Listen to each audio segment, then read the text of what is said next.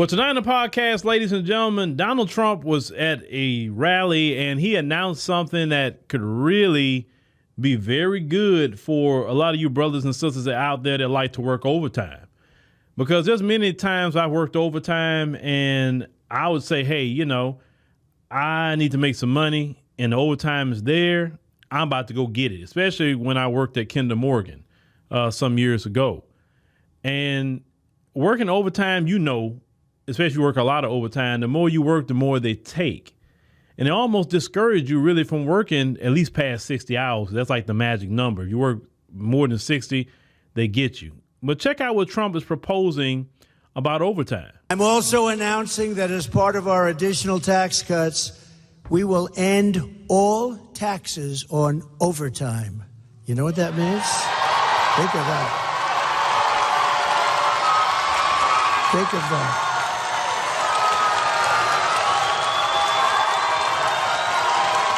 Think of that. That gives people more of an incentive to work. It gives the companies it's a lot easier to get the people. And, you know, I went to some economists, great ones, and I said, what do you think? They said, it would be unbelievable. You'll get a whole new workforce by doing that. No taxes on overtime. The people who work overtime are among the hardest working citizens in our country. And for too long, no one in Washington has been looking out for them. Those are the people. They really work. They're police officers, nurses, factory workers, construction workers, truck drivers, and machine operators. It's time for the working man and woman to finally catch a break, and that's what we're doing because this is a good one. And I think it's going to be great for the country. So that's why we will be saying that if you're an overtime worker, when you're past 40 hours a week, think of that. Your overtime hours will be tax-free. Okay, good? You're going to have it too. I used to work overtime a lot.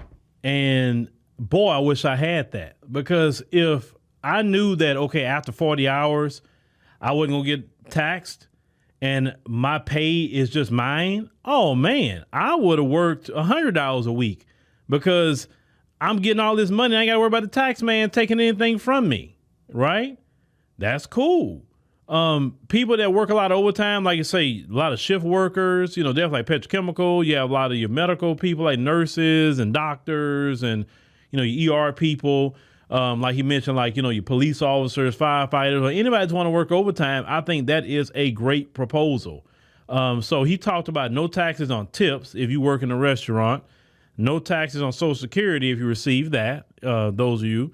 And then now he's talking about no taxes on overtime. I don't see how that's not a winnable strategy. Now, of course, some people say, oh, he can't do that. Why would they want to not take the taxes? Like, you dummies. I have to say that. Like, why would you be against no taxes on overtime? Let me tell you how that would benefit not only the worker and the company. So once again, I told you, your company pays half of your taxes, okay? Not only do they have to pay you your salary, the time and a half, but they have to pay you the higher taxes at the higher rate. So what if they only had to pay you just your salary, but they didn't have to worry about paying taxes? It's much easier to ask someone to work overtime than it is to go hire somebody new. Because hiring somebody new, you got to do benefits. You got to do so many different taxes. You're paying double taxes versus you could just pay this one person to work overtime, especially if they want to work the overtime. Because some people want to work the overtime. He's like, man, I ain't got nothing going on at home. I'm cool. I can live up here. I can work all I want. I was that dude. At one point in time, I remember about 6 months straight, I was working 84 hours a week at one point in time in my life at a job. I was working straight nights. I was working 12-hour shifts. I didn't care about being home. I mean, at that time, I just didn't care about it. I was like, man, I'd rather be at work because I'm a firm believer. What's the point of sitting at home twiddling my thumbs and I'm not making no money? I'd rather go to work. And I was always that dude. And they got plenty of people who are like me that would do that. They say, man, I'd rather be at work. So if you can make money and not have to worry about overtime pay, now what's going to happen? Because you remember last time, Vice President Kamala Harris She took his idea talking about no tax on tips. She took that idea. So what she's about to do next? She's about to announce it. But this is the thing. If she announces that, this is what people tell her. Why don't you go do it now? Just do it right now. You're already in office. Go over there, talk to Biden, and tell the IRS, hey, we not putting no taxes on overtime no more. Go. You can walk over to the IRS and tell them that and get it done. So if she come up with this next week, you know what I'm saying? Then now, her campaign responded and they were against it. Her campaign was against that. Like, why would you be against that? That would be wildly popular for everybody who's working an hourly role, is to work all the overtime they want. And they can actually make some money. But I told y'all once again, when you have these lawyers who are politicians, who don't understand business, that's the responses you get. We need more businessmen and businesswomen to be running the country, not a lawyer. A lawyer should be litigating cases. That's what they should be doing, not in charge about no money. Because you know anything about a lot of lawyers, they're not the best business people. A lot of your doctors are not very good in business. So we need more businessmen and women to be in these positions where they over the money versus these lawyers. It's the bottom line. I don't know how you even come against that. Like, if anything, you should be trying to jack it in your own way. But you should be trying to jack it because it would be wildly popular. I mean, shoot. I mean, if Trump could pull that off and a no tax on tips, if he pulls all that mess off he's talking about on the tax side and get it permanent, man, I don't know how the Democrats even win at that point. I don't see how they win, because this is something that would be good for the economy. This would be very, very good for the economy. But, you know, ladies and gentlemen, let's see how that works out. Let's see what the response is. And there's some of you say, oh, well, you know, why y'all talking about Trump and this and the third? It's not about Donald doggone Trump. It's about policy and about our pocketbook. I told you, I'm a policy voter and a pocketbook voter all day long, because we've done it the other way. We've done it on this, we got to because of this and because of this person's black and all that. And where has that really gotten us in 60 years? Where has this gotten us? Benign neglect and broke. That's called what it is. Benign neglect and broke. Versus we worry about policies that's going to put resources in our communities and make sure our pocketbook is good. Because when our pocketbook is good, we as a community can be good. Because we can do for ourselves. We can build our businesses. We can build schools. We can build health clinics. We can build, recreational centers, whatever we want. But we need money to do it. So yes, our pocketbook and our communities with proper policies. And whoever has the right policy, it's not even about doggone Trump or the Republicans. It's about who got the right policy. The Democrats don't have a policy that's good for us right now. Their policies is, you know what they are. Migrants and reproductive justice and all that doesn't put no money on the table. They don't put nothing in your bank account. What they discussing? Everything they discussing is draining your pockets, not helping it. And if people try to come up here and try to shame you because you think that way, tell them, move on somewhere. Go over there and go do what you're going to do. I'm thinking about my pocketbook and thinking about the policies that's right now in this community. This is what I'm thinking about. We got to grow up and stop letting the Democrats trigger us with some trauma. Get over your trauma. Get over it. How you going to provide for your children with no money? How you going to pay your bills with no money? How you going to take a vacation, you and your lady, you and your man, with no money? How you going to take your kids to the Universal Studios or wherever with no money? Think about that. Shaming you about your ancestors, don't do that.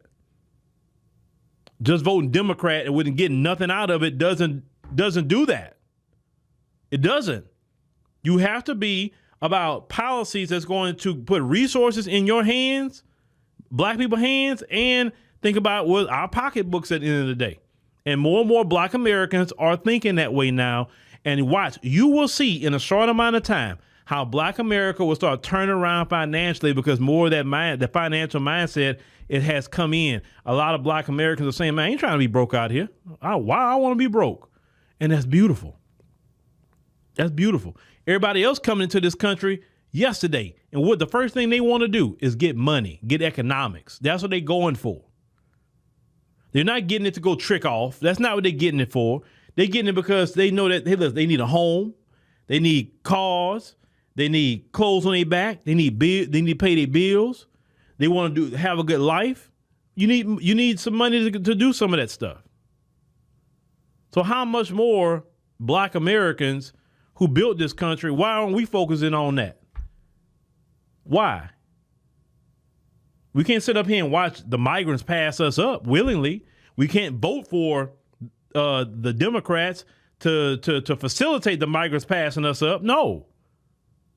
That's why I tell you all day long, when it comes to immigration, I support Trump on that. Because listen, Trump got to put a stop to that because that's taking resources out of my mouth and your mouth.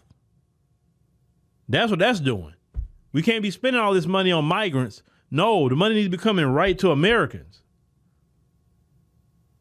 So if you don't like that, if you don't like that, if you don't think about your pocketbook, hey, well, go over there with them people that talk like that. You can just continue to be part of benign neglect and broke, and that's cool.